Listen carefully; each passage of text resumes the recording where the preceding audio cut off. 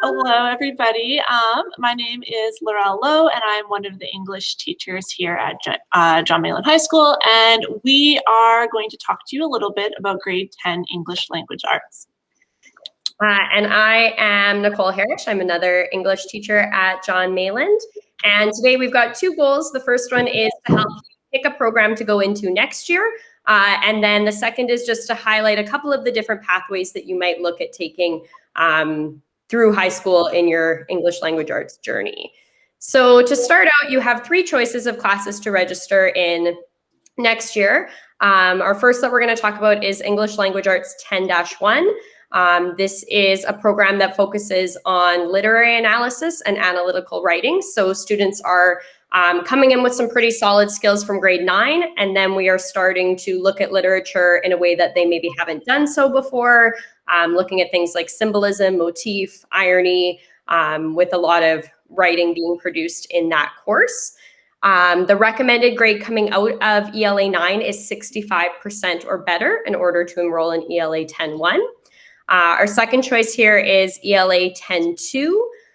This program is specifically designed for students who are looking at an end goal of pursuing college or a trade, and it's designed for students with a mark of below 65 in ELA 9. The focus here is a lot more on personal writing, as well as kind of writing that gets you ready for the workforce, so a lot more like persuasive writing or technical writing. And then our third option over here is ELA 10-4.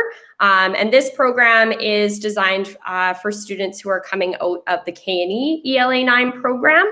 And really our 10-4 English program gets students ready specifically for the world of work. So lots of real world context with the material they're going to be working on there.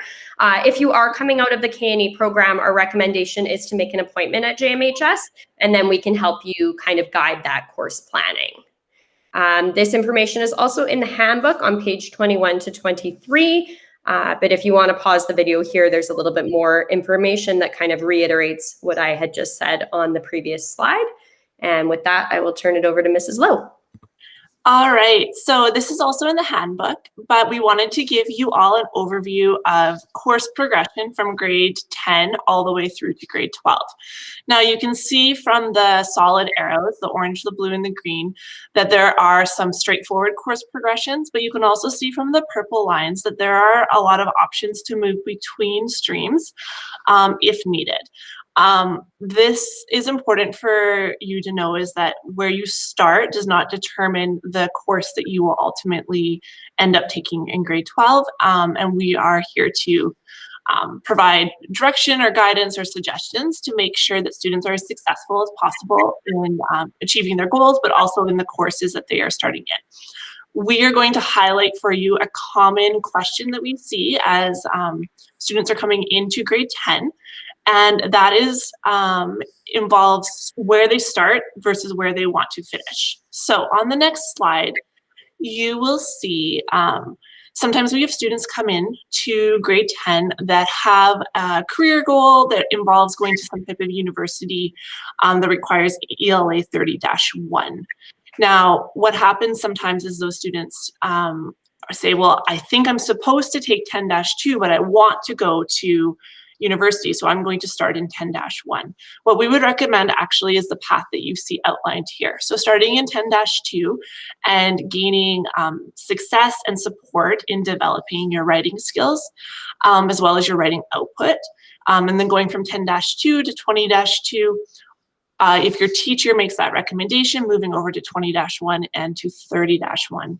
The reason we wanted to highlight that for you is to let you know that this decision that you are making does not necessarily determine your grade 12 year, but rather making a decision where you will be successful and then continuing to work hard and take the support and teaching of within the class. Like, we can work together to help you achieve some of those goals. And I'll turn it back to Ms. Harris. If anybody has any questions, we have a wonderful ELA team that is available to answer them. So our emails are just listed on that slide. For sure, feel free to reach out and we can answer any questions or just give any kind of general advice that we have. And we look forward to seeing you in the fall. Thank you. Oh, and that's me.